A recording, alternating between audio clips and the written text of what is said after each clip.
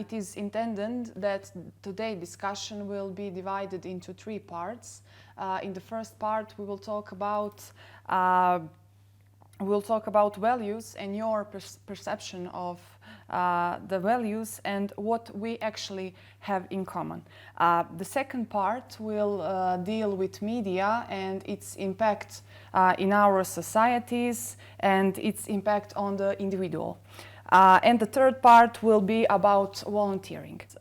What values represent to you and what value system are you guided by? We have this kind of thinking to the family values. So basically we start with family values. Then it's important, of course, religion, not for many of us, but we are still a Christian country.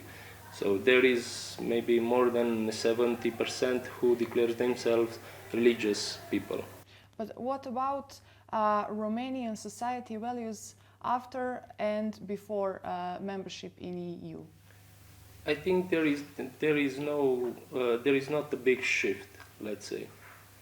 The only value added, let's say, it's that we are European citizens, so we can travel freely, and we have a lot of opportunities to be there. So the values are basically the same for us as a Romanian people.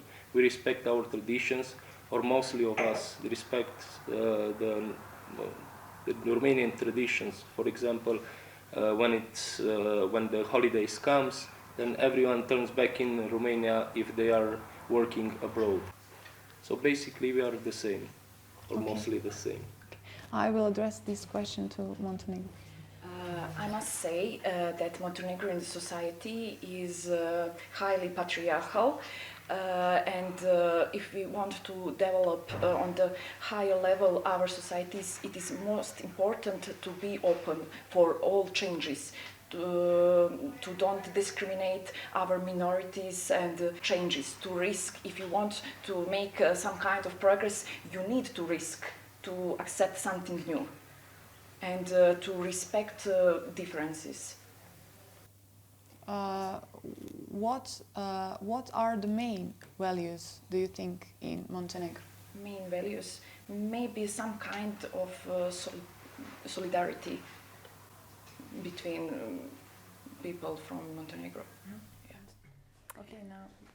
I would agree. For me, the core value is solidarity. It's something that is represented in all religions, in all societies. It's the core value of European Union. And for me, it's the best thing to approach to especially young people, like through fostering their sense of solidarity since they are young, and to teach them that helping others and feeling like a part of some community is something that is really a great deal when you have it in your life. And I think European Union encourages this sense of solidarity among their members through different kinds of humanitarian aid and development projects, and that people, for example, in my country, somehow get a better impression on the European Union and the process of integration when they see the impacts of these projects, for example, housing and disaster reduction and management and stuff. And I think that young people can feel like a part of European society when they feel this solidarity and sense of belonging to this community of European citizens. Thank you. I share the beliefs of the other participants, because I'm pretty convinced that the Balkan people have very common values, and by common values I mean that we highly respect tradition. I think the most important value for people of one country, it's upbringing. I say like in my name also, and what I think also this is most important value for me as well. But like upbringing, and this is what our parents gave to us since we were kids, and this is also very important, like a value, how person we will become. You know, this is very important. What my mom and dad gave to me, what my mom and dad gave, your mom and dad gave to you, also your grandparents. The family is the most important value in every family and in every society, definitely. I could mention especially, you know, for Montenegrin peoples, important value. I mean, it's not so usual in our country to say. From my country, they are very hard workers, so they are doing 100% to achieve their goals. Okay, so most of you were talking about traditional society that we are living in, but do you think that there is a conflict between the values of the young generations and the older generations? Maybe what is normal for a younger generation, maybe it's not normal for me or for him. What is maybe normal in my country is not normal, I can mention Romania or something like that. I believe, I'm pretty convinced that, as you said, that there's a conflict, like a generational conflict, because I think that younger generations are much more liberal and they think much differently. Okay, thank you. What about Serbia and Romania and also Montenegro? I see that the older generations, like generations of our parents and even our grandparents, are much more liberal and much more somehow optimistic. And I think the young generation below 16 years, let's say, is a very liberal and very mobile generation. So I think they won't even be this sort of concerned for the society as our generation is, because we are talking all the time about some problems and what we can do about it. But in the end, everybody is some sort of everybody has to find the individual solution, you see. And I think it's even going to be much more expressed in the younger generations, while some other older people had some sense of systematic approach, like there are some institutions and something that is going to provide some solutions for some problems. But now I think it's mostly let on the individual to manage on their own. I must say that a lot of our parents and grandparents still live in communism era. I think that everything is up on us, on youth. I always talk with my parents with arguments, and finally I successfully convinced them to support me. The trust is very important. Yeah, in Romania too, the situation is very similar. I mean, maybe the same. There is a kind of clash of generations. I think this is a universal phenomenon in Eastern Europe and here in Balkans. Maybe less in the West. My generation, for example, are the less present to the elections, under 30% every time. Even though in last years or in the last elections, we have seen an increasement, let's say. But still we have that problem too, because unless we have the opportunity to travel anytime we want in, I don't know, in France, in Italy, in Germany, just with the identity card. So we don't have to wait for visas and blah blah blah. And then the young generation said, okay, I'm going to work there maybe for 2 months, maybe for 6 months, maybe for 1 year, 2 years, and so on and so forth. And they basically do not take the responsibility of what is going on in their country. But this is right now changing. They are coming back just to vote and then go back. So there is a change, a better change in these situations. And we, let's say that in this respect, we together, the young generation and the older generation, we put our efforts together in these times of crisis, of political crisis, just to change something. And this will be, I'm pretty sure this will be visible also in the 2020 election. Despite of that, do you think that there is some kind of breakdown of the social value system? Yes, it is. It is, but I don't know how would be better to name it, if it's a breakdown or it's something that has to be changed because this is the way we are going through. I mean, generally speaking, not only in Romania or not only in Balkans or not only in France, Germany or Asia. I think that there are kind of circles of time in history when the values are going to be changed. It's a kind of natural process. Of course, here or we feel it better in our country than abroad because we are looking to what's happening in our country. But I think it's a general process and it's a better process. For example, yes, maybe we are less religious, but if you are a good man, if you have a kind soul, if you help your brother or I don't know, just a person on the street, it's okay. So we have to keep not only that kind of patriarchal values, but to be a better man from day to day. As my colleague mentioned, I, you said that you could travel freely only with an ID card. I believe this is a very important moment when you can travel freely throughout the European Union, because with this, people start communicating more. Businesses start to cooperate more. There is a movement of people and goods, of course, and I think that this has the greatest impact on the evolution and changing of values, as you said. I believe that this opportunity for people to move and to travel is the main driving factor of changing mentality and way of thinking of the people living in our respected countries. If you agree, I would like to go to the next chapter. Okay, the topic is the media. I would like to start with Montenegro.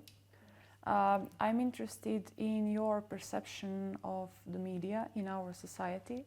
Do you see them as independent, or you think that the media are under the domestic or the foreign influence? My opinion is that our media is not so independent. I think that all medias in Montenegro are weapon for certain political parties. Of course, but And our journalists are not objective. I agree with you that our journalists, I mean, some of them are not so objective. Might I add on this topic? I believe I'm not as much as informed about other countries as I'm informed about Macedonia. The case in Macedonia is that journalists mainly are self-censored. And Macedonia's freedom of media was in a very bad situation a couple of years ago, and this improved drastically. Right now, there are very, how should I say, beautiful laws that mandate the same minutes that are for the governing party as well for the opposition and other parties, of course. And even the country pays for this. So it's not how many finances the political parties have, it's the country itself that pays for this. But this really didn't really solve the problem. Because, for example, I think at least on the Balkans, Macedonia has the greatest number of media outlets per citizen. You can't really, if you have a web portal or even a TV station, you can't really live and prosper from the money and finances you get from your readers or your viewers. And I'm pretty convinced from personal experience that media in my country, they live off sponsors. And most of the time sponsors, because big businessmen are always connected with politicians. when they sponsor certain media outlet, they have an agenda. And this, even though the laws are that regulate this are very good, still the journalists that do this job, they can't do much just because of their self censorship, because they have to earn their money, and in order to earn their money they have to take a side. Okay, thank you. What about Serbia and Romania? Well, I think in Serbia, with this shift from socialism to market economy, the media found themselves on the market as well. And as you said, they have to earn some money for the people who are journalists or for the functioning of their media. So most of them were in the situation to become dependent from some sort of source of funding. And in this process, there emerged some sources of funding that provided pretty big amount of money and wanted something for the exchange to Do you see it as a bad or? to set what is the content of this media. And this is the biggest problem now in Serbia, because we have a lot of media that are populist and that are providing too much content that is creating these little fires, making people to take sides and to put all the things in these binary oppositions like good and bad. And all the contents that are not in this manner provoking and creating some tensions are not interesting for some media. There are a lot of alternative and small media, local media in Serbia that are very good and that put these little stories of ordinary people and stuff like that into their public space they have, but I think they have a big issue with finding sources from the people, for example, who buy newspaper or put some, clicks on their website or stuff like that, because this is a little market in Serbia and in every country in Balkan. So you're not going to be independent from the people that pay for your newspapers in Serbia. And you have to have some sources of funding out of these consumers of your content, and in this process they become dependent, and it depends who is your source of funding on what you are going to have to write. And I think there is a big role on the people, like on the journalists and on the people that are creating content. For example, you have to put really good effort in the stories you have in order to get them published. If you want to put some good story in the newspapers in Serbia, that is not interesting. And no media is interested in publishing like story on some project you bought a house for some family, like it's boring. And if you put it, you have to understand that is your role to put this in a form that attracts interest of people. That is a story that is recognized by people, ordinary people, as something that is like familiar for them. And I think there is this clash between alternative media and the regular people, because they are putting stories in a little bit ununderstandable way. And this like big media that is populist and financed from the government and stuff is putting their contents in very simple manner. And it's understandable to everybody, to people from rural areas, to young people, to old people, to everybody. And it instantly provokes some emotions, and that's why people like go for it constantly, and they become more and more popular. Yeah, I would say that in Romania, the media it's roughly 100% independent. Less the case of national television, of course, because from time to time, or depends by the party who is ruling, they will use, or at least they will try to use national television for their propaganda in their interest. And another thing, of course, there are a lot of, the all the televisions, I mean those kind of televisions who are dealing with news and maybe some kind of politics are in favor or against a party. So we have that kind of oppositions television and pro-government televisions. We have this, but still they are independent. I mean, I see it as independent. They, as you mentioned, they have to survive something or to make money. So they just promote the interest of a party or another. But what is worrying to me is not this fact that some televisions are pro or against the party, but I am worried about the fact that we had some times when they basically promoted only fake news and disinformation. That's the biggest problem we have. And of course, I think it's not Romania. It's not only the Romanian case, or not only in the Balkans. We have seen this also in Germany, in France, and so on and so forth. I agree with my colleague when he said that the most important, that the biggest problem are those fake news, and it could be a big trap for us. You know, it's very important, and it's up to us how to recognize in what they will believe. What media shows us, it's not 100% true. A lot of those news are fake, you know, and it's very important to investigate also in other sites. Maybe some sites in Romania will say something different than maybe in my country will say. So it's up to us how to research and to recognize those fake news. And it's very important, like, to have our own opinion, not to believe in everything what we see, what we heard. We lack media literacy a lot, and this creates very serious societal problems. So media literacy is on a very low level. And also because we talk about media, know about us and our abilities. Can I add something about this media literacy?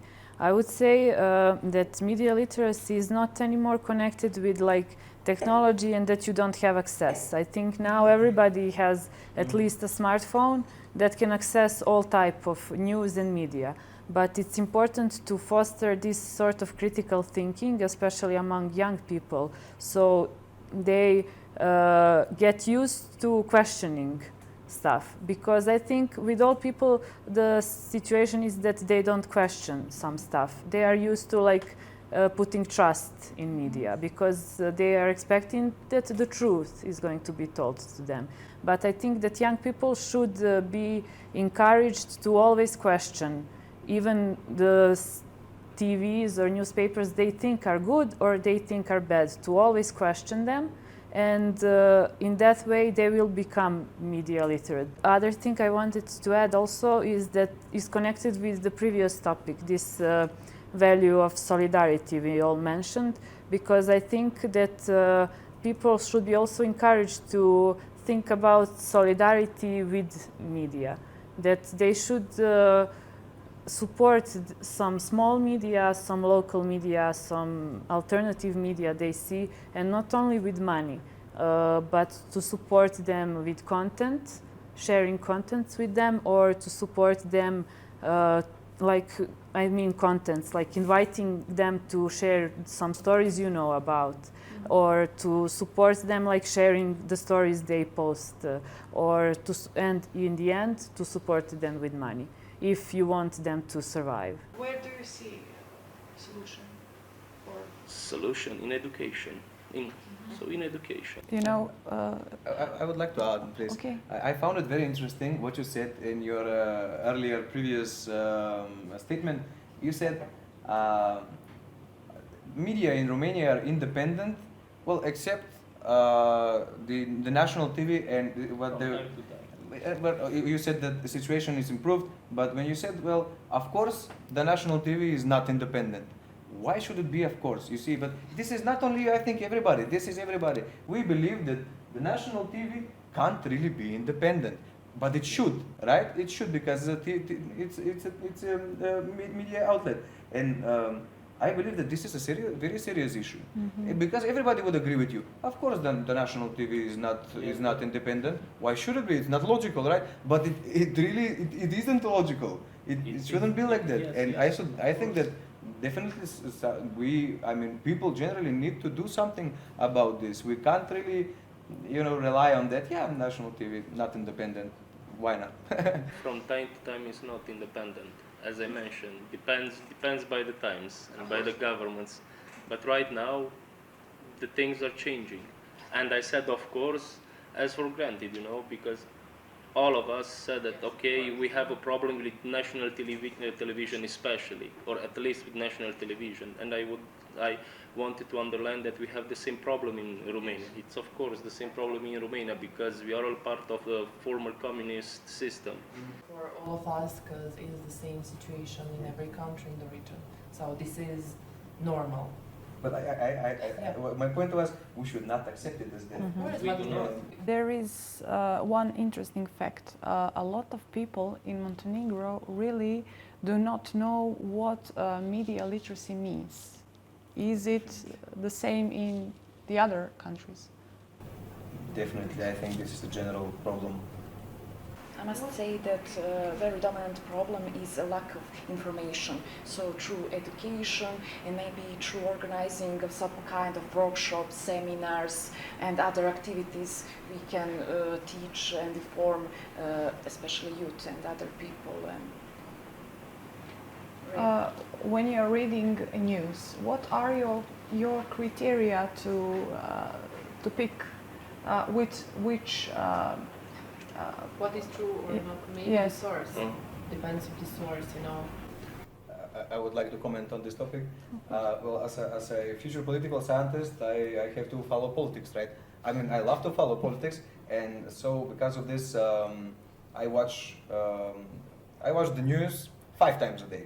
So, and because I believe that I have to do this because none of them is objective. All of them are subjective, and in order to find what is really happening or what is the real situation, you have to compare.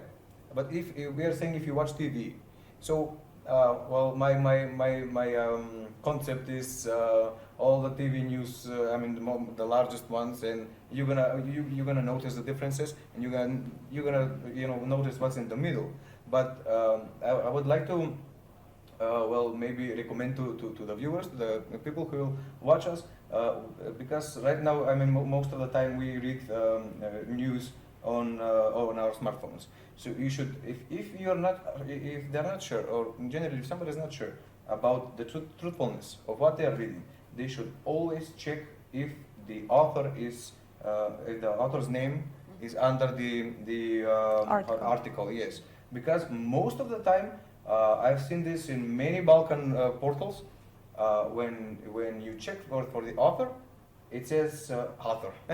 It's just that author, and there's a link. When you click the author link, there is no other authors that write down. Also, if you don't believe the credibility of the web portal, you should always go to. There is a section, of course, where it's contact or about us, and there should be, of course, a phone number, street address, where you can find the medium. Yes, and of course, who owns it? And most of the time, I don't know why is this. Is it because of the legal discrepancies or whatnot? But most of the Balkan web portals, they lack this, and this is really, I think, hurting credibility of media generally. Do you have to add something? No, I'm in the same situation. For me, it's important double, triple, 4-time check before I write something. Especially when I'm going to write something about Ukraine, because my Ukrainian it's at the basic level, let's say. So most of the time I'm using English version of the same media outlet, but every time I check in 4 or 5 places the same news. News. If I don't have at least the second source who say the same thing, I will not put that information into my article. It's very important, especially when you have that kind of breaking news or some important event, and then you just want to put it on the screen for your Romanians followers, for example, because they are not get used with what is going on in Ukraine, for example. And then it's very important for me just to have at least two sources that are mentioning the same thing. Sometimes, that were some moments that I found the same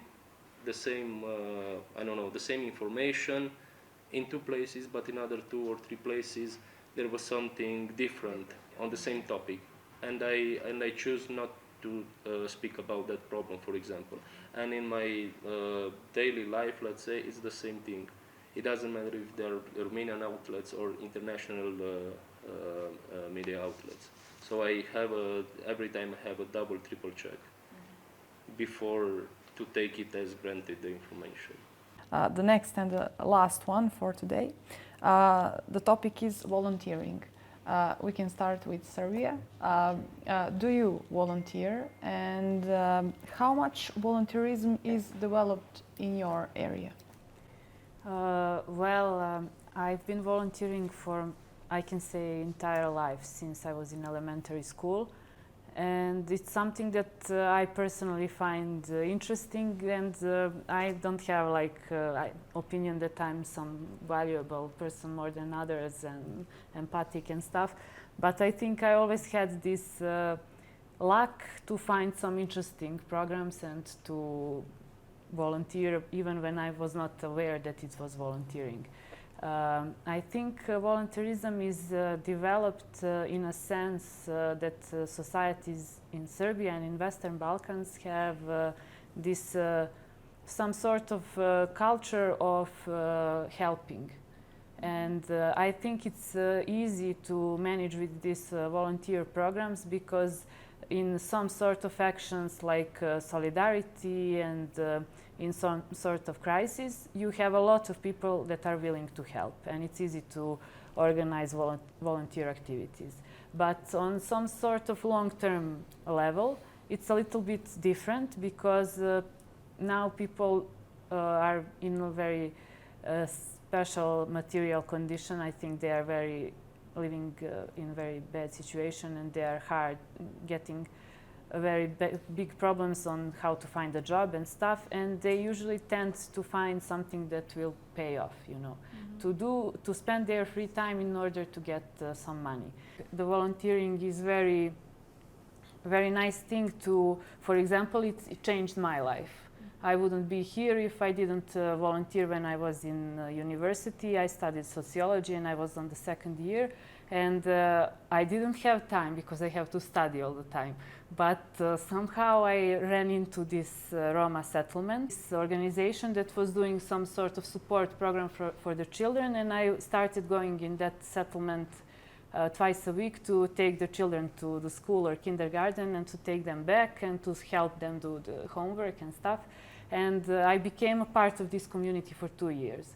I stayed there with 2 generations of children, and in the end I decided to quit when I discovered that it was the top of my experience. Like, I benefited from it. I grew in a sense of understanding the society I live in and the people that are living on the edge of this society. I grew up in a way to have this some sort of obligation. Like, it's not a job, but you have some sort of obligation that is twice a week, every week, and some people are dependent from you to show up, and if you don't show up, they don't go to kindergarten or to school. And I've met a lot of people that are very, very interesting and very active in this community, like young people that study different stuff, and they go also there every week to help these children.